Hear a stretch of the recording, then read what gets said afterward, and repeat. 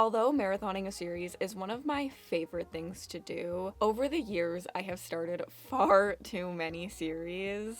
And so one of my goals for 2025 is to catch up on, complete, and DNF in order to get my series list down to a smaller list that I am actively excited about. And so in today's vlog, I will be using my TBR game, Snakes and TBR Stack. In order to get my number down, I am starting this video at 41 currently read series. I can't believe that we started this whole thing off at 70, and I'm pretty much halfway through, especially considering I keep adding to my series list. 41 books actually is smaller than I thought it was going to be. It doesn't look as massive, but also it's still quite a bit. I have too many things that I want to read. I really need to prioritize getting them down. For this month, I decided to use my TBR game, which will be rolling and using the prompt to help me pick from my series list every single time. I really would like to make a dent. I would like to make a dent in this episode. That would be very good for me, my soul. At this rate, I don't know if we can complete it this year. I don't know if we can get this down. I think I would like to be down to like 20. And I feel like I've been stuck in like the 40s and 50s for a while. I feel like the first 20 went real quick, but the like 40 range has been getting me for a while. I have done my first roll, and so let's get right on into it. Okay, we're starting on pole pick, this little helper of mine.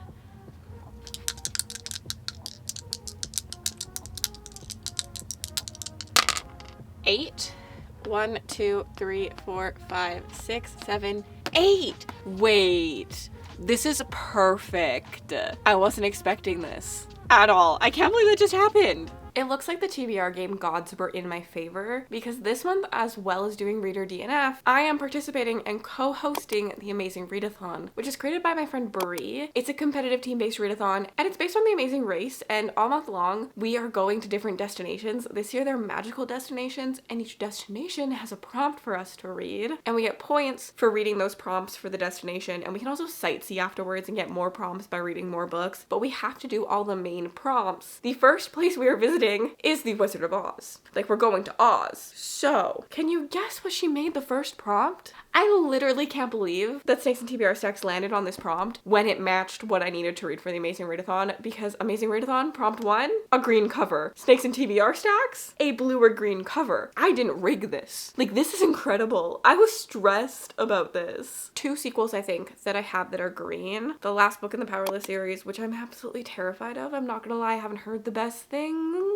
I don't think it's gonna be what I want out of the series, so I'm kind of procrastinating reading it, which means I probably should pick it, but I'm not because I'm scared of it, and I just like don't want to let my love of that series go yet, because I loved book 1, did not like book 2, and so in this point I'm still like in denial that I think that book 3 is gonna be the best book ever, and I'm still gonna love that series, but I'm just like not willing to let that Delulu go. So instead, I'm gonna continue on in a series. I won't be getting my number down at all, but I think it'll be a good start to this vlog. I think it'll be a book I like and I enjoy no matter what, and I feel like I need the good vibes. So we're gonna read Lost and Lassoed by Lila Sage, which is the 3rd book in the Rebel Blue Ranch series. Book 1 was a 4-star for me, book 2 was a 3-star for me, but I already know the characters we follow in book 3. I like their banter already. I like them together, and I'm excited to see what this is. It's very like Grumpy Sunshine, enemies to lovers. They make fun of each other. There's gonna be banter. I think I'm gonna be laughing a lot, and that's something I really look for in romance. Romance, like I want to be giggling. In real life, my partner makes me laugh, and that's like one of the things I looked for. Like, I want to laugh and have fun together. It's also what I look for in my books. So I'm excited for this one, and I think it'll just like hit the sweet spot for the beginning of Reader DNF, and then we'll continue down the road of like good vibes for this vlog, right? That's how that works. So I'm very excited. Thank the Lord for TBR game gods being in my favor. I actually haven't started my book yet. Don't confuse me with someone who actually reads books. What?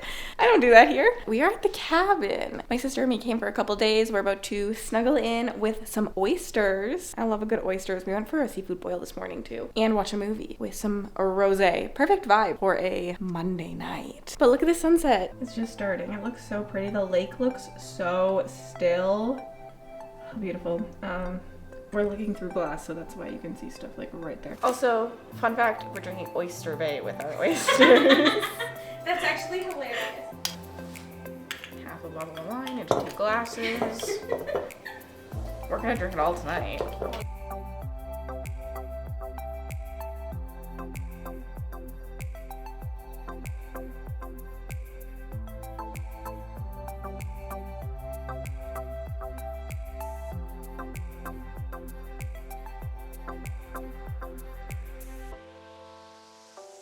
we ended up being hungry still. We thought lunch was gonna fill us up a little bit more than it did. We didn't have dinner planned other than oysters, but we DIY'd some ramen with like some short rib, like a soft boiled egg in here. Probably the fanciest cup of ramen that you've ever had, but delicious. Oh, and I started the book. I'm a page in. I'm vibing. I did that while my sister cooked. I like that I'm taking credit for this and she cooked everything. Why are you laughing? I started the book. I'm a page in. I literally took everything in me not to burn out laughing. Did I say a page in? I meant not chapter. I started the book, guys. I'm a page in and I'm vibing. I was like, what the fuck? I'm a chapter in. I'm like 20 pages in. Oh, so far. Now I'm gaslighting myself. Did you say chapter or did you say page? I think I said page. Good morning, everyone. Honestly, the chaos of last night's filming is going to be interesting to edit. I'm a little nervous, but also a little excited. I remember just like hysterically laughing at the things I said with my sister. We're having shrimp bowls for lunch and then surf and turf for dinner today. So we have like a lot of good food on the docket. I feel like whenever we come out here, we're like, let's eat the most extravagant meals and eat whatever we can eat at home. So that's always exciting. I have made it 25% into the book and I am loving this one so far. This one has definitely been my favorite, I think, from the start. I think a little bit of the fact that we've seen these two in prior books and we've all been just like waiting for the moment when they realize they don't actually hate each other and that they need to just like get it on. I feel like I've been feeling that the last two books, and so now that I'm finally here, I'm like really excited for it. And being in their heads and like hearing their thoughts on each other is like, yeah, no, you guys just need to let your frustration out on each other a little bit. And so I'm having fun. I like their banter. I like their moments. Like them locked in a closet was so fun for me. I will say, although I like the series aspect, I think one of my bigger complaints is the fact that it's like a series of standalones that you can read in any order. I don't know if this is the fantasy reader in me, the series reader in me. We're in book 3 and I feel like we spend so much time in all of these books just summarizing things that have happened in previous books to the point where like she's trying to make it so that you didn't have to read book 2 but you still understand all the relationships and the connotations of things said and things like that. But I don't know, like just make it so you have to read all of them in order. Like I don't understand the problem with having a series read in order. I'd rather you take the time you're using to summarize all these things in this already kind of short book to put that on like character development and character relationships for this book, if that makes sense. Like I don't know, I really wish that it was just like you have to read them in order and then you'd understand it, or like you just jump in and maybe like you're a little lost about this character relationship but you know you have to read book 2 to get that. Maybe that's just the series reader in me, like romance readers prefer this style. It probably is that because there's a lot of things like this, but I think that would make my time a little bit more enjoyable just because like I don't care like to summarize it, especially because I just read it. Overall, like I love the banter, I love the vibes. This one is compared to the second book in Chestnut Springs. I think it's because it has the same tropes. It's enemies to lovers and she becomes his nanny. And also, I don't normally like kids, but I love Riley. She's just adorable. I think she's old enough that she's not like frustrating. So I think I like a bit of an older kid, but not too old of a kid. Like she just like adds a good amount of character and she's funny. Like the things that happen with her, it's funny. I love it. So yeah, I'm enjoying it so far and that's exciting. But I'm really far behind on Amazing Readathon. I think it's day 3 and like if last year is to be anything to think about, like I'm about to get the prompt for the next location and I'm nowhere close to being at Oz. So take that as you will for other people. Like don't stress about it. Like I'm also behind and I'm a host. Okay, we've moved to the outside world. I'm sorry if it's windy. I'm sorry if you can't hear me. I'm sorry if the dogs get wild. There's 3 dogs here currently, so you might hear them. And we're on a lake, so there's animals, there's boats, there's whatever. I'm gigging. This is so good. I am loving this book a lot. Like, I think that this is just, like, a lot of fun. This is what when I talk about a romance in any sense, like, this is what I want. Like, good banter, good tension. Like, this line where he's like, she wore herself off talking my ear off. Teddy this, Teddy that. Teddy and me saw a sheep poop on another sheep's head today. Teddy liked my princess dress. Teddy made me a sandwich for lunch today. Teddy called me your majesty all day. Teddy, Teddy, Teddy. Too much fucking Teddy if you ask me. And I'm just like, man, you don't hate her name because you hate her. You hate her name because you don't think she liked you and you like her. And I'm just like, it's so incredible to see like on both sides. Like I'm living for this. I love all of their head games, like the comments they're making to each other, but then also when they like secretly, like you can tell that they're like so into the other one. Oh, I love this. This is so good.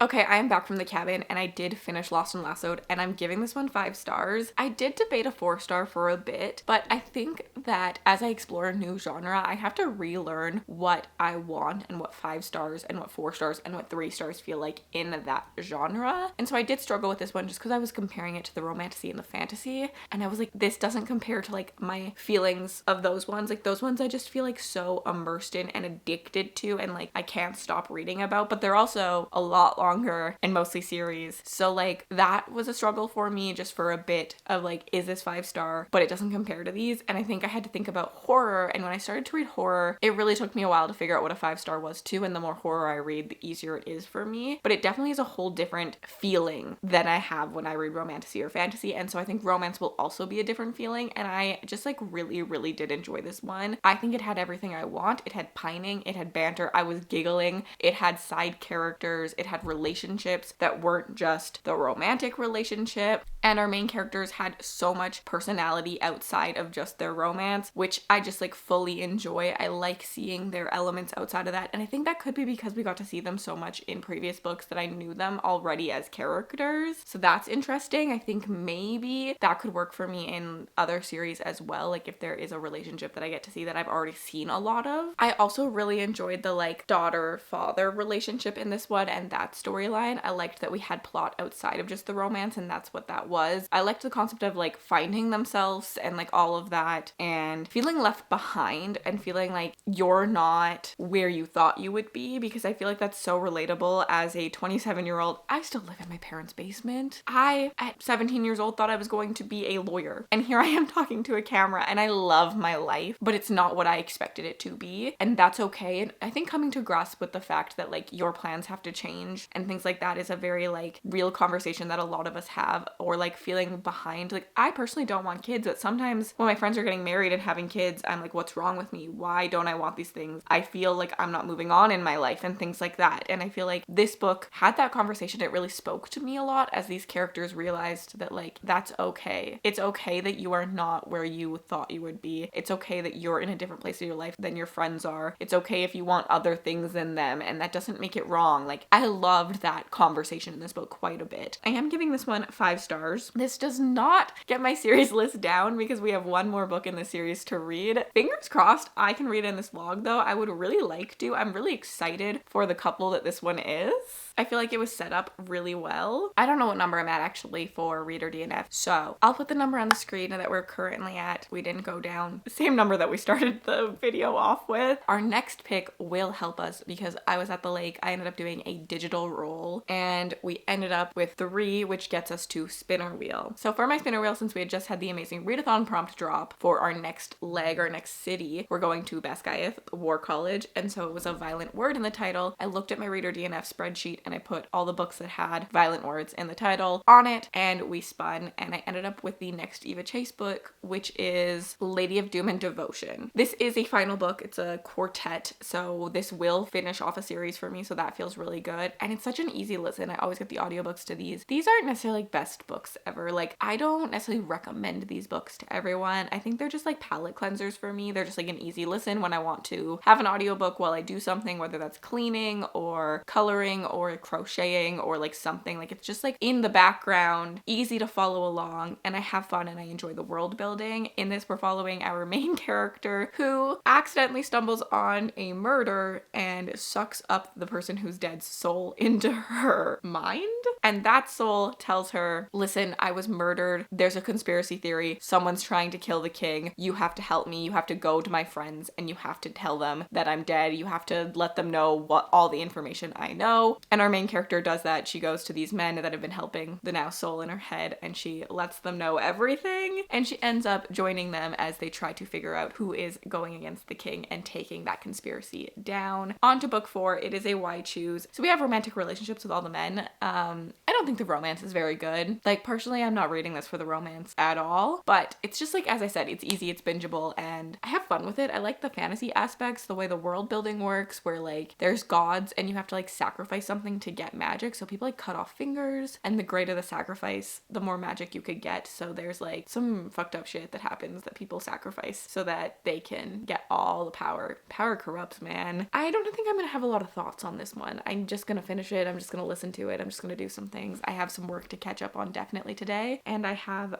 contact dermatitis again. I got this last year at the cabin, so I'm obviously allergic to something at the cabin. I have a doctor's appointment to go get some meds for it because last time I did need meds. So So kind of shitty. I don't know what was different at the cabin that I touched this time than like last time I was out there or things like that. So we're gonna try swapping out the soap out there because I do have a bit of a soap allergy, which always ends up feeling like contact dermatitis. Like I get contact dermatitis from soap or like laundry detergents and things like that. So I'm gonna swap out soap to soap that I know I can use, and hopefully that will fix it. But I'm just gonna slowly try to figure out what's causing it because it's the second time I've gotten it and that kind of sucks. It's really itchy, but we're leaving it alone. A little bit of change of plans has happened. I don't know why I'm saying it like that. Essentially, I'm still listening to the audiobook, but it's not keeping my attention the way I want it to. I feel like with this series, it's gone down every single book for me. I'm still liking it enough that I want to finish the book off and finish the series off, but it's not like I'm constantly gravitating towards picking it up. And I don't want to pick up the ebook, but I do have some time to physically read today / last night. So I decided to do another roll. I'm still gonna finish the audiobook of the Eva Chase story just later on in this video. I'm gonna do it when I'm like cooking or getting ready, things like that. But physically reading, I wanted something else. So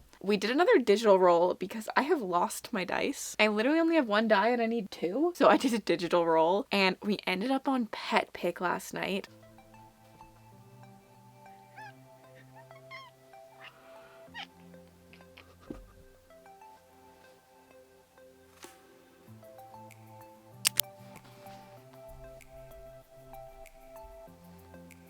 And the one that I actually wanted to win won, which is so exciting that I get to read Wild and Wrangled, which is the last book in the Lila Sage series. And since I finished book 3, I've been thinking about wanting to read. I actually am in a very much like light mood. So that's why I put Caught Up, which is like a dark romance, and Wild and Wrangled. The other one I was going to put was the next Elsie Silver that I have to read because I just wanted something like light and fun. I also thought about Leather and Lark. So I think if the board lets me, I'm going to continue on that pace. I'm just feeling like easy, fun reads right now. I guess it's summer. I'm gonna go sit outside, I'm gonna read, and I'm just gonna have fun kicking my feet screaming at this romance. So I did start it yesterday and I'm 20% in. Second chance romance, not something I would say I would like. I don't really like it in fantasy romance, so I would assume in romance contemporary I also wouldn't like it. But I am vibing, I think because I've seen these characters. Like book 3 made me fall in love with Dusty Tucker. So like I'm already invested in their past and we've seen them kind of interact a little bit. And I'm like, what went down? Why do you feel this way? And I feel like the tension between them is just so tensioning. Like, oh, the tension, give it to me. That's what they're saying while they're sitting next to each other, is they're thinking about him or her giving it to them and they're thinking, God, I can't be thinking that. So I'm having a good time. I'm really liking this so far. I've heard that every book in the series just goes up, so I'm really hoping for another 5-star. But also I put a reel out today and I put on my Instagram stories yesterday asking for recommendations of where to go after, and the Bourbon Boy series keeps coming up, so I'm excited to give that one a try once I can read book ones again outside of this vlog. It's kind of crazy. I've been reading for how long? I've been doing booktube for 4.5 years, I think now, and I'm still learning new things about my reading every day. One of the things that I never noticed or never thought about was how me being a series reader was going to affect other genres that weren't series. Like when I looked at romance, I never understood the concept of a series. Like I never was like, why would someone want that? Especially because you don't have to read them in order. No, I get it now, because with Wild and Wrangled, I think I'm 30% in. I'm not that much further than I was before. Maybe I should double check that. 43% in. And one of my favorite aspects of this book has been seeing the characters that I've already read about. When Teddy says something to Cam, I understand what Teddy said to her core. I understand Teddy as a character from reading her story. And so like all of their interactions, all of the little moments they have feel so well done in my brain. They feel so well fleshed out. And I don't know if they would if I hadn't read the rest of the series, because I just understand each and every female. I understand each and every male in this story from reading their story. I got in their head. I saw inside of their brain and I got to understand them. And I think that's made Wild and Wrangled such an amazing experience, especially because there's been so many moments with them. It's been very expansive as like moments with other people, which I'm really, really liking. Not to mention how much I just love Dusty. I was not expecting to like him. I actually think he's very sweet. He's almost like too perfect. Like when I first started reading him, I was like, oh, he's helping every single person out. Like how does he have this much time in the day? Doesn't he just want to lay around and do nothing sometimes? But he's really, really grown on me because I love him and just like the moments he does and just like how he knows Cam so well. It has my heart. But also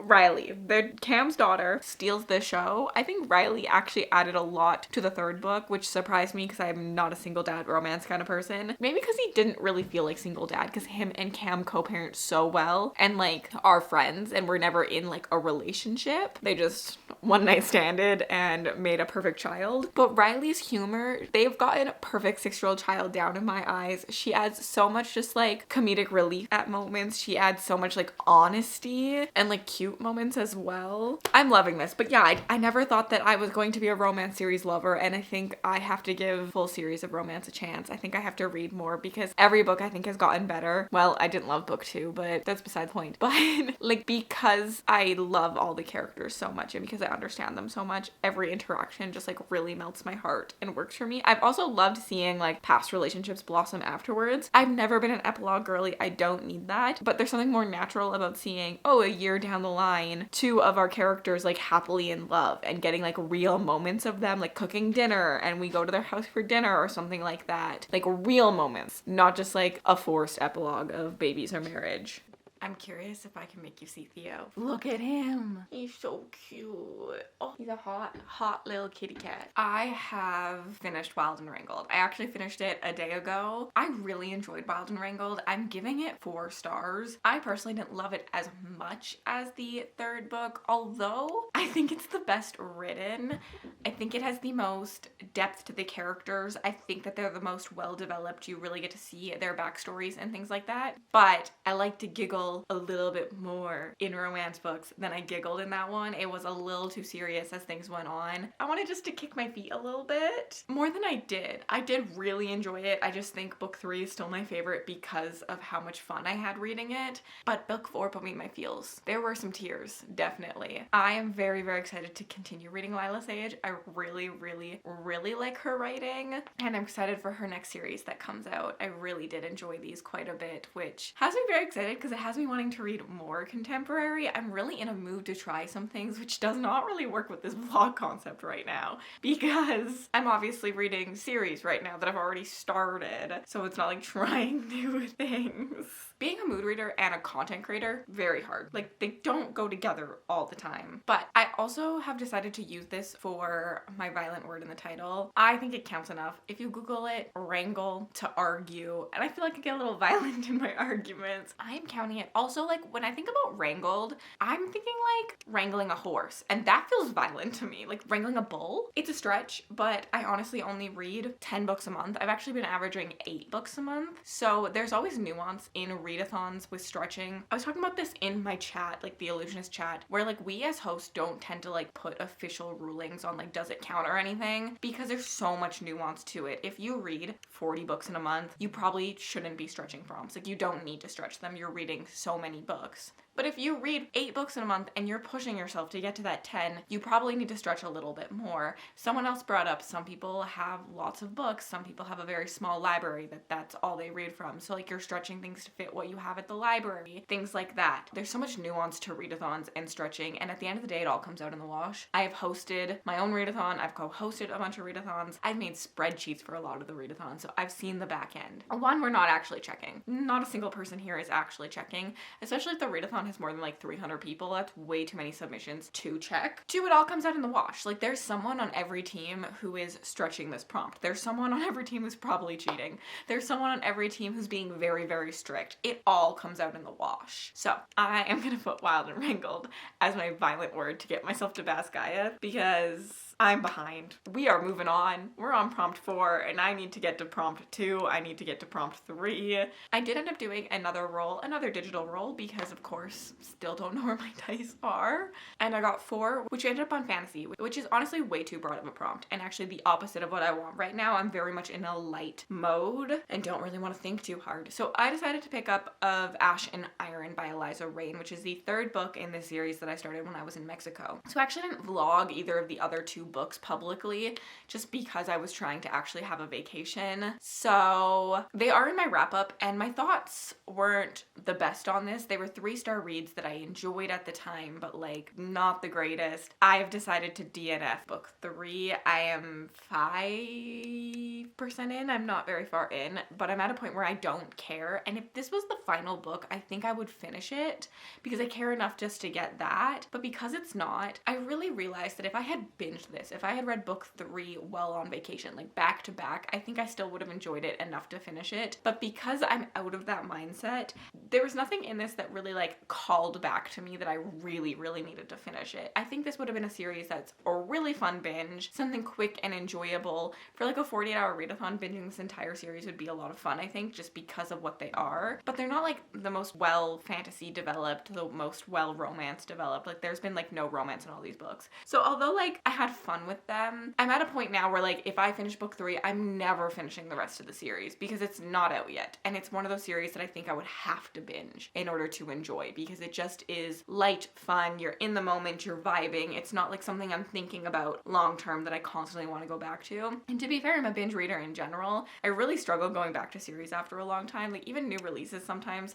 I still haven't gotten to the 3rd Powerless book. I still haven't gotten to the 2nd Heartless Hunter book. Like I'm very much a binge reader, and when I'm in the zone, I want to finish things. So when things don't stick with me, it's very hard for me to want to go back to them. And I just truly think that this will be a series when the next book comes out and just sits on this list for a very long time. So I have decided to DNF it, which means we're actually down quite a bit because Wild and Wrangled would get us down to 40 books. I didn't say that earlier. 40 series because Wild and Wrangled finished a series. And then DNFing this gets us down to 39. This is crazy from where I started with. Like it's actually kind of so insane to see how this is working for me. My goal has never been to be at 0 series. It's always been to look at this series spreadsheet and only have things that I actively want to work on or I'm excited about. And it's working because I'm down so much because I think I started at what, like 77 or something. So like we're at 39. That's so cool. I could be missing 1 or 2 because sometimes I'm bad when like the next book in the series comes out ever remembering and has to go back on this list. But either way, I'm doing very good. So we need to do another digital roll because I still don't have my dice and figure out where we're gonna read. 12! Big numbers are scary. 1, 2, 3, 4, 5, 6, 7, 8, 9, 10, 11, 12. Hyped. I think I know what I'm gonna read for this. Wait, I told you I was in a contemporary mood, so I have some options. Most hyped things, Butcher and Blackbird series, Elsie Silver. Which one do I read? I could also do Lights Out because I do feel like that series was really hyped. And that one would have me like finishing a series, like catching up on a series. I have options. This is stressful. I might need to do a poll somewhere to figure this out. I'm off to a doctor's appointment, so I have to go back to listening to my audiobook anyways. I gotta get my little rash looked at. Look how, like, I got massive blisters on my hands from this. So I'm off to run some errands and do my doctor's appointment and stuff. Oh, but I will probably want something to read while I'm in, like, the lobby waiting. Because, like, they never get you in the second that it hits the time. I'll probably be there for, like, 10-ish minutes. Decisions.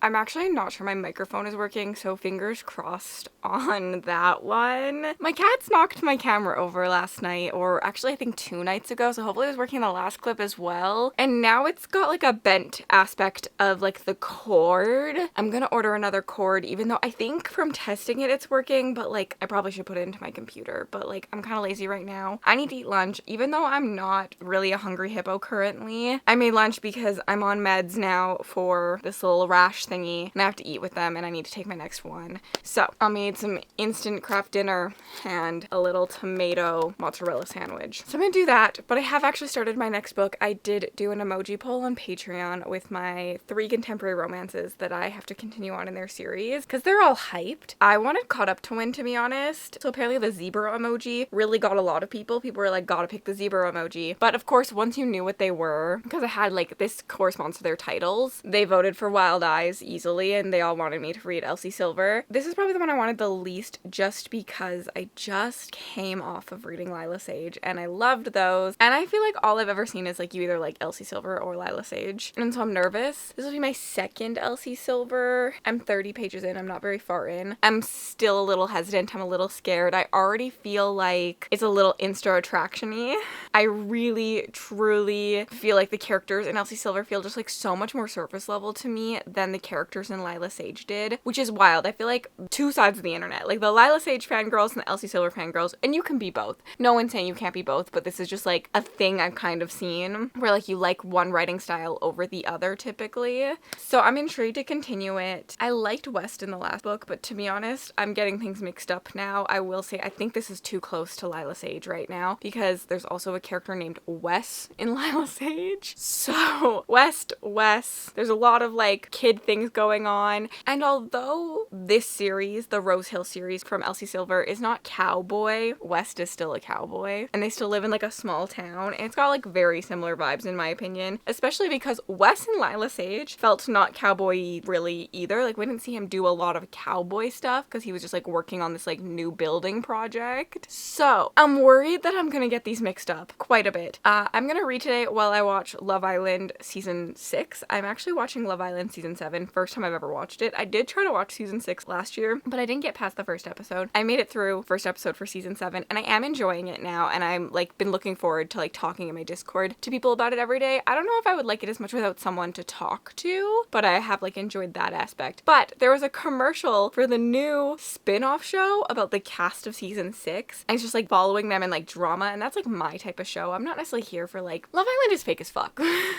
Let me be real. These people are like, oh, I'm here for love. There's a cash prize at the end of this. The Bachelor doesn't have a cash prize. You get paid to be on The Bachelor 100%. You get paid to be on Love Island 100%. You get paid to be on Love is Blind. And like Love is Blind does kind of have a cash prize, but not really. But like Love Island, literally if you are the winners, you get a cash prize. People who go on Love Island are in it for the cash prize. Don't lie to me. Love is just like the bonus prize. And so I just really find it really funny to watch these all people like be like, oh my god, love. And like some people do fall in love. I'll give it to that. Some people fall in love on Big Brother. That's not a love show. It's a competition show with a cash prize. But I would call this more of a competition show than a dating show in my opinion, just because of that. Like the goal is to stay till the end and have America and all the other people like you. I'm here for the drama shows because like they don't lie to me. These people are in it for the money. They're creating drama for the money, and I love it. I feel like I'm being lied to in this because like you're not here for love. I would be the person who joins this and makes an alliance. I'd be like, hey, do you want to make an alliance? You and me will make out a couple times, make people think we're in love, stick it to the end, and we'll win. That would be me very, very easily. I want that money, and you do you get that money.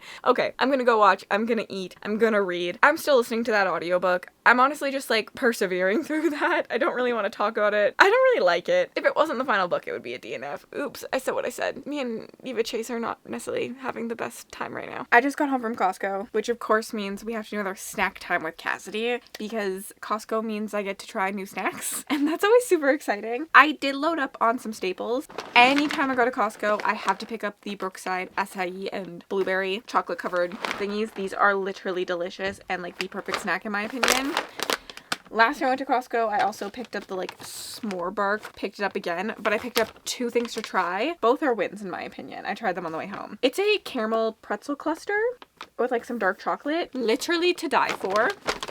Like this was such a perfect ratio, and it has like a little salt on it, so it's a little bit like salty. I think it's perfect. It was really good. Like it's like soft caramel with a pretzel for crunch and like a little bit of saltiness and a little bit of that chocolate drizzle. Perfect combination. Honestly, these are very similar. This one is milk chocolate, kettle cooked caramel, grahams and marshmallows. I feel like this one feels more sophisticated of this, but both are delicious, and like I like both for different reasons.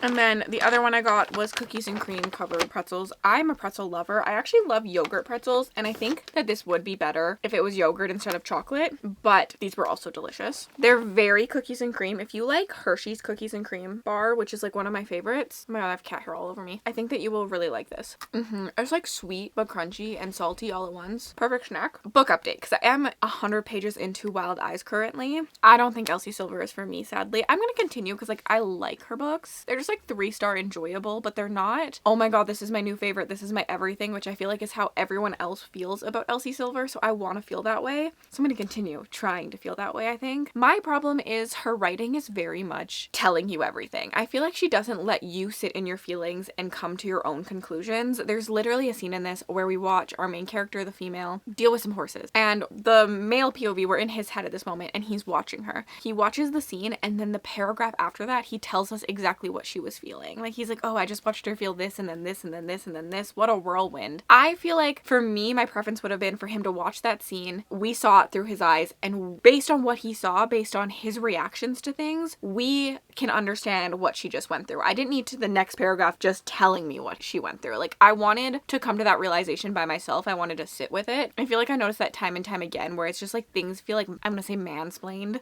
to me, when I would rather sit with it and come to my own conclusion. I think that's something I love about reading, is like how we can all feel a little bit different about things. And my other problem is West as a man. He's too perfect. He's the perfect dad. He's the perfect brother. He's the perfect child. He knows exactly when to back off from our main character and when to push her from like the second they meet. He acts like he's known her their entire life, and like he knows the ins and outs of her. He knows her like explicitly from like the second he lays eyes on her. He saves people from bears on the side of the road. Like, he's just perfect, perfect, perfect. And there's no flaw about him, which was a problem I had in Wild Love too. I just felt like the male had no flaws. And the flaw doesn't have to be major. I'm gonna compare it to Lila Sage because I just finished her. The males in the Lila Sage books, some of them struggled with like giving things up, like feeling like they had to be the only one to do things, feeling like they had to be everywhere at once, and like they struggled with letting people in and letting people like take things off their shoulders. Other ones struggled with communication a little bit. Like, I feel like they just had more flaws for me. Although they were still perfect men, there was just like a realness to them that I don't feel in Elsie Silver books. I feel like I have the fakest man in the world. I feel like a man written by a woman.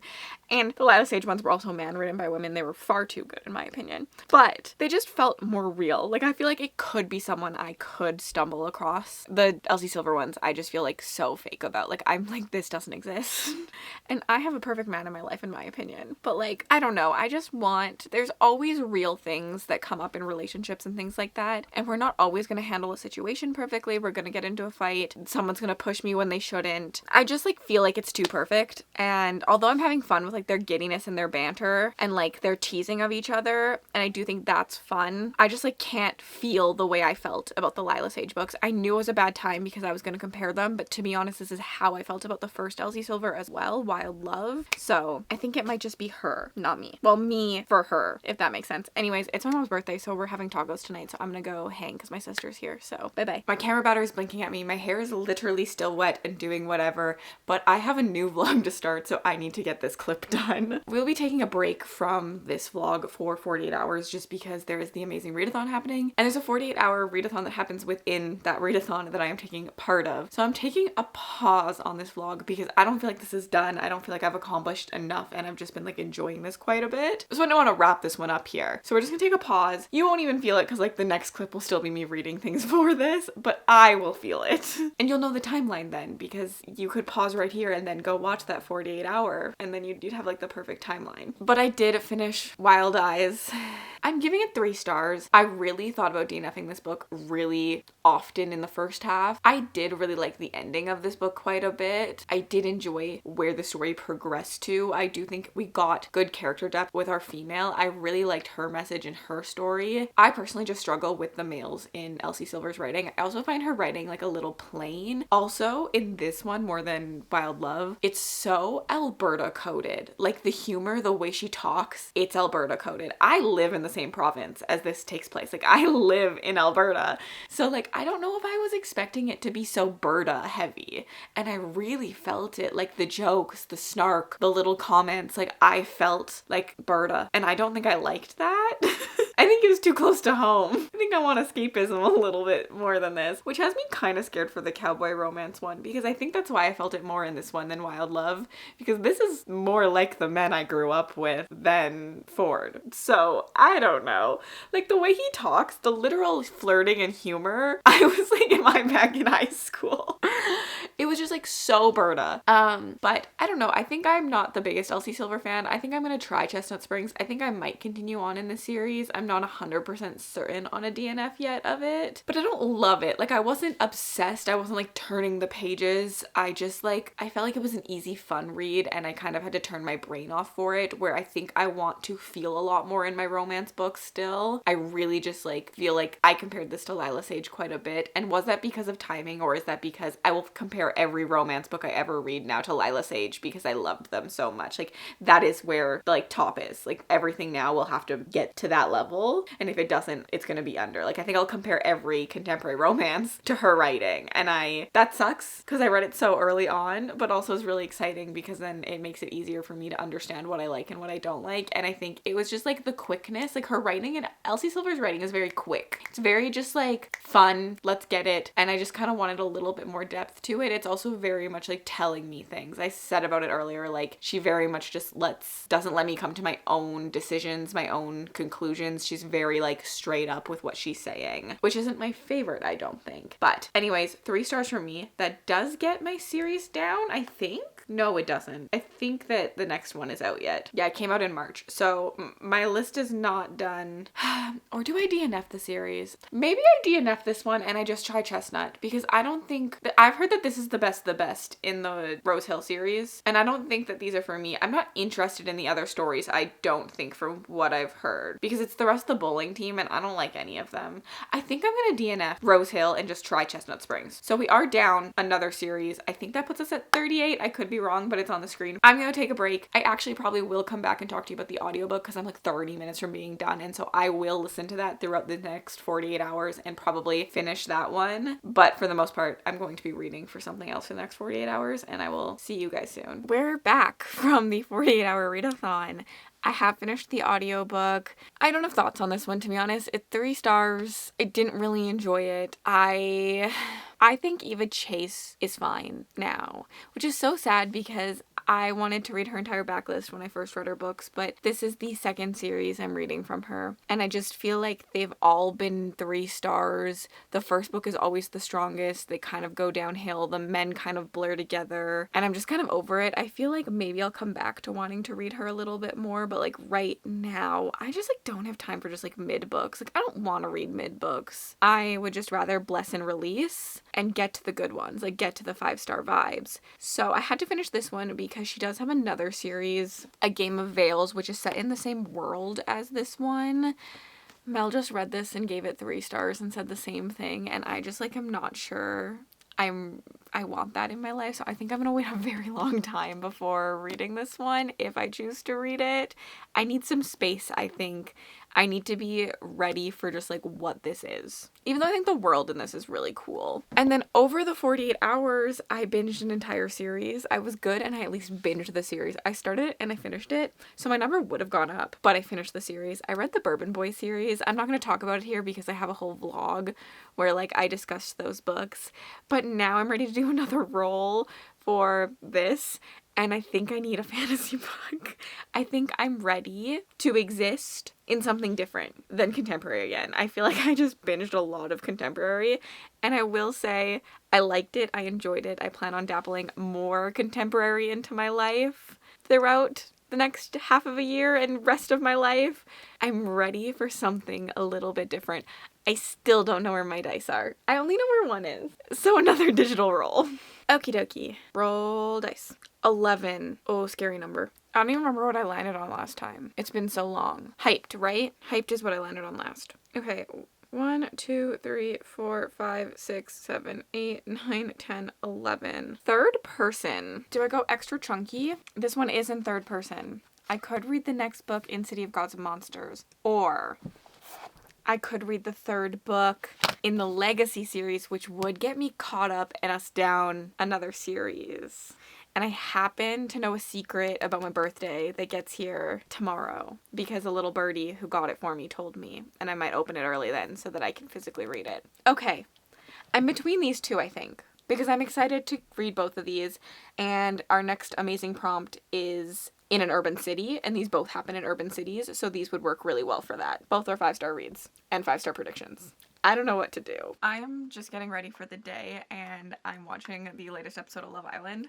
That has been like my routine every single morning, is to watch it while I eat breakfast and I get ready. I got feelings. I have feelings on the twist they did this year. Not very good feelings, to be honest. But I feel like a lot of us are feeling the same way about it. This is my first year watching, and I'm actually shocked by how much I'm enjoying watching. I think it's like fun to like be in the know with everyone. Like like, I always love watching these things and then having conversations online with everyone, seeing TikToks, all of those things, and like just seeing everyone's thoughts on it. If you are watching, let me know who your favorites are. I think Austin is my favorite. For the men, I just think he's funny to watch. And then for the girls, I think Alandria is just like beautiful, stunning, and like inside and out. Like, I think it's very telling that all the guys are friends with her and like go to her for like advice and stuff. And she's gorgeous. But Hannah is also really growing on me. She reminds me of myself a little bit. Book-wise, I actually did start the second book in the House of Devil series. I actually let my patrons pick which one I was reading because I couldn't decide between this and the next Melissa K. Rowick book. And I'm on chapter 12, I think, of,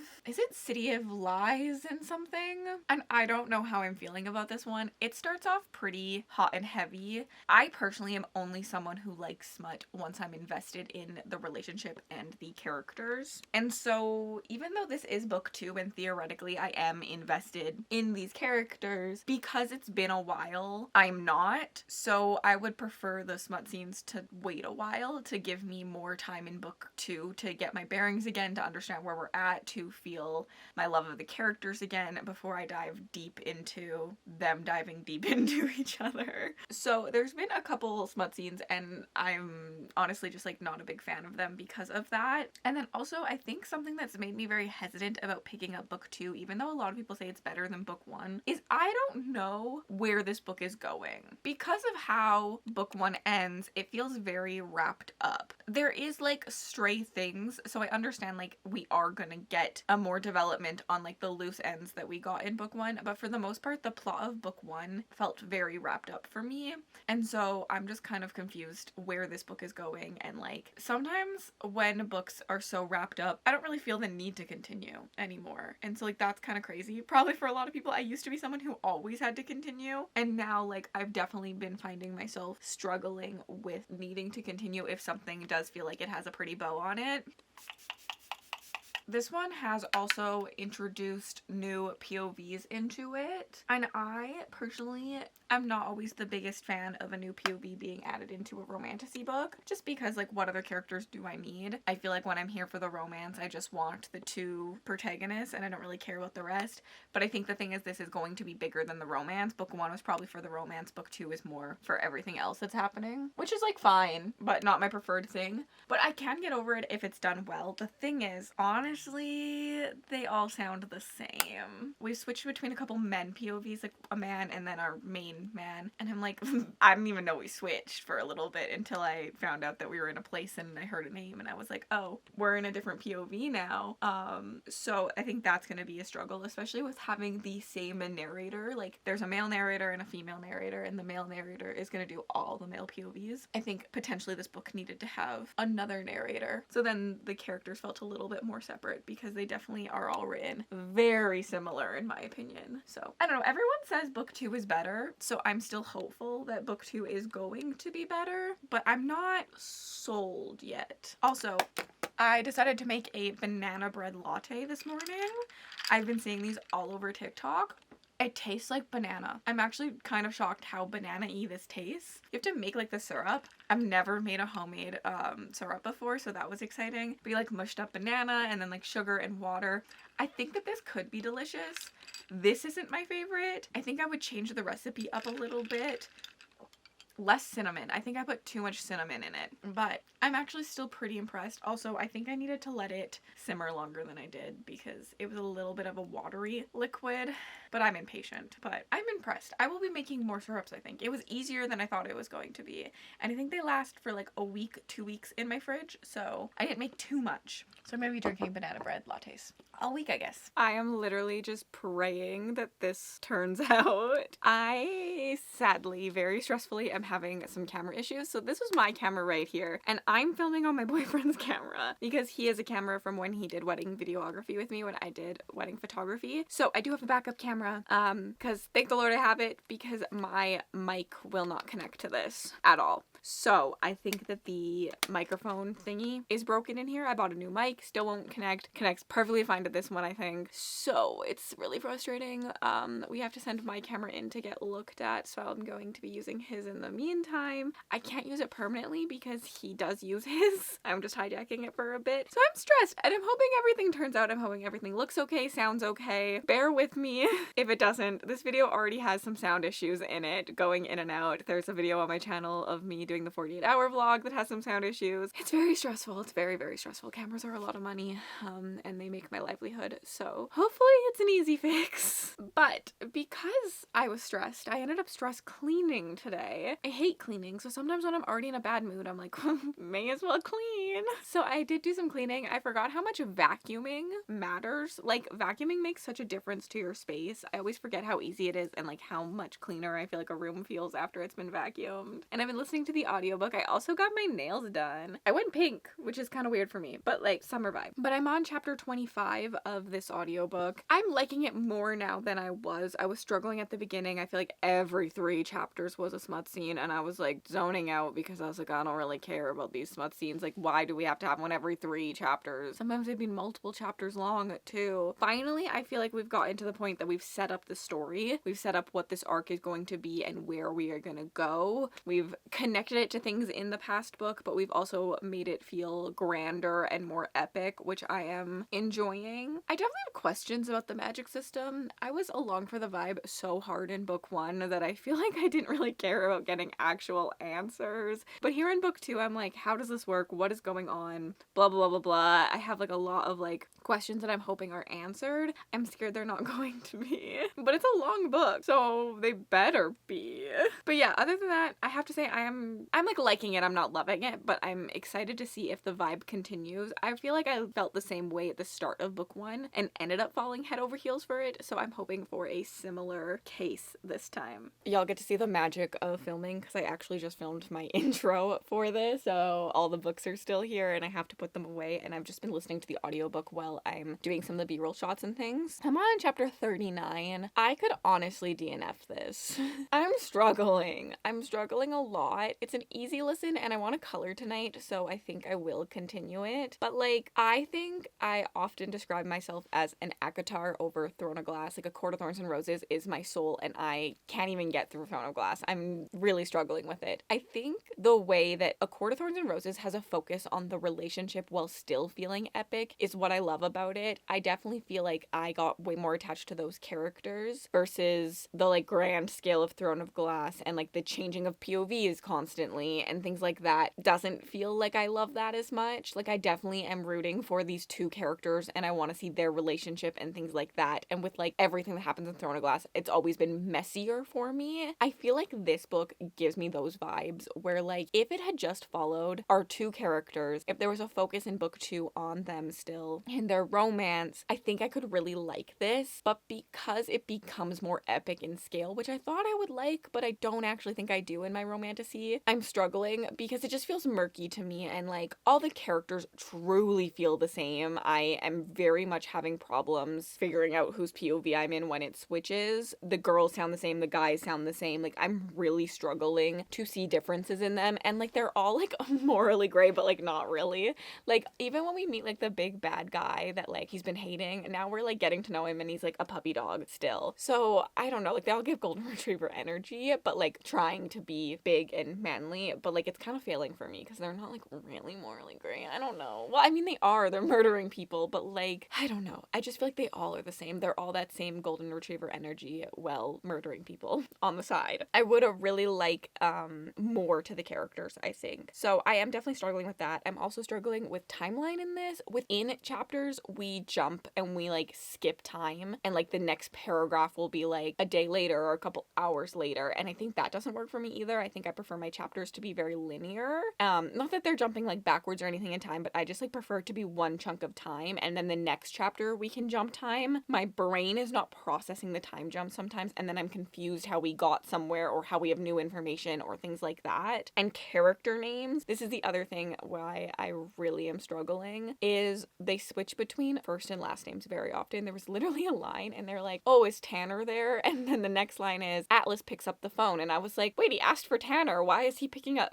Atlas picking up the phone? And then I was like, oh shit, they're the same person. Atlas is his last name. Those little things are making it hard for me. If you're gonna use a nickname, I need that nickname to be used often. I don't know. They're already running together, and then the swapping of names, I'm like, literally thought Tanner and Atlas were two different characters for the longest time. So that's a me problem. I think book 1 really worked for me because it was about those two characters. And I think book 2 is way more loved. People tend to love book 2 more. And if I'm thinking about the people who love it, I think it's the people who like the more grand epicness of it. I think that if you love like Lady of Darkness, if you love Throne of Glass, things like that, I could see this really working for you in the second book more than the first. But for me, we've lost the romance and the spark, and then I'm noticing the muddy of the water. Like, why is the world building like this? Like, in book 1, I could just vibe with it because I was so invested into the characters, but in book 2, I'm really starting to question things because I'm not invested, because they're not spending time together. Like, I'm not seeing their cuteness and like all of that. So I'm really pondering about the plot and the world building and how everything works, and like I have a lot of unanswered questions about it, which I'm hoping they get answered, but I don't think they will. I think it's kind of just a take it all in and go with it kind of book, and I'm definitely more of a hard magic system book. I think this is just how the world works in this story. There's vampires, there's all these things, which was fine for me in book 1 because I just like was along for the ride because I like the two of them. But in book 2, it's not working for me because I need to know the answers because I have nothing else carrying it for me, if that makes sense. Anyways, I'm gonna continue listening, update you, hopefully at the end of the book. Hopefully it's good news. Hopefully I end up vibing quite hard. Also, there's so much smut scene. There's a smut scene with characters that aren't even our characters. I really don't need my romantasy books to have more than 2 POVs. Unless it makes sense, because Rain of Shadow and Endings definitely does have more POVs, but they make sense. I get why we get them, and I think they matter to like, maybe they just matter to me. I don't know.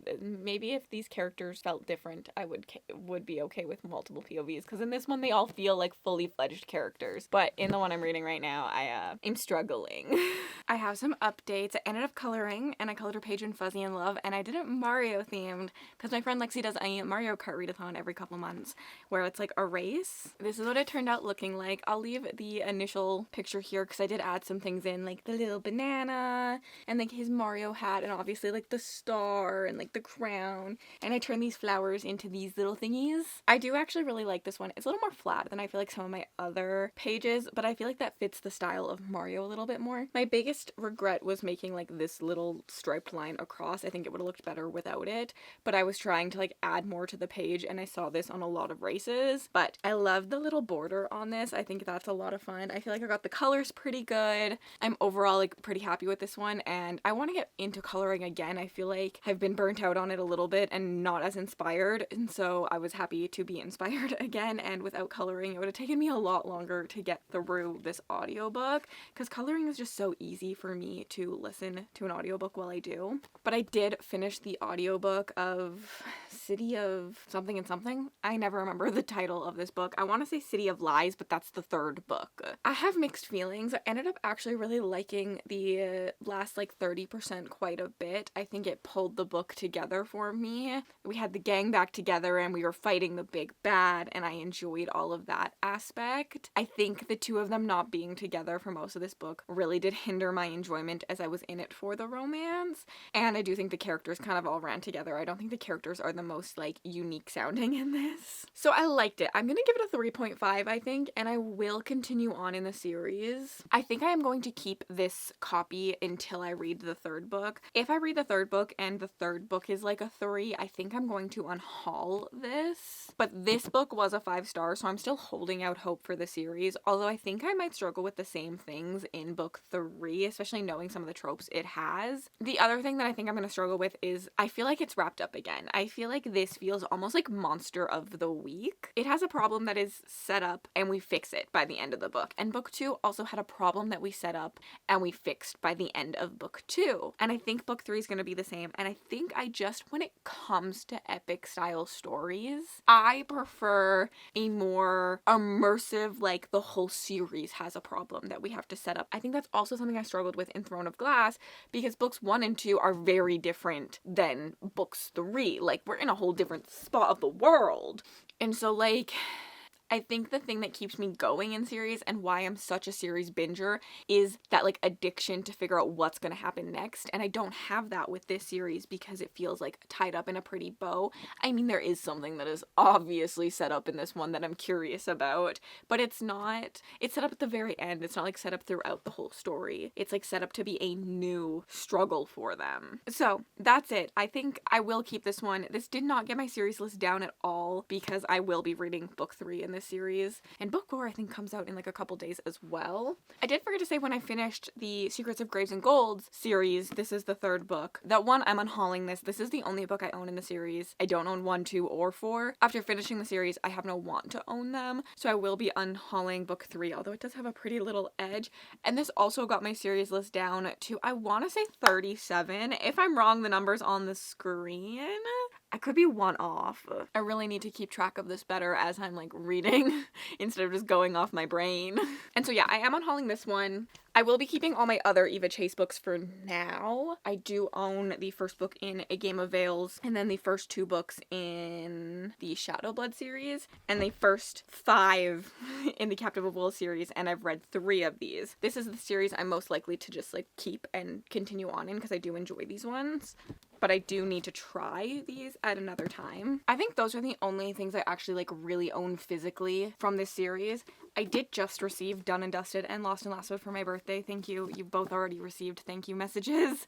Thank you so much for sending these my way. These are my favorites in that series, and so I'm excited to own these since you saw me read Lost and Lassoed and book 4 in this video. I'm excited that these are added. And then I do own the first 2 books in the Chestnut Spring series, and I'm thinking about unhauling these. I'm gonna wait until I try them, but I have a feeling these are gonna be shortlisted for the unhaul pile, just because I don't think that Elsie Silver is for me, but I should try this series before I get rid of them. So I need to prioritize trying these. But that's it. That's the end of this vlog. We've made it to the end of the, I want to say 6th episode of Reader DNF, and I've gotten my number down quite a bit. I'm pretty impressed with myself.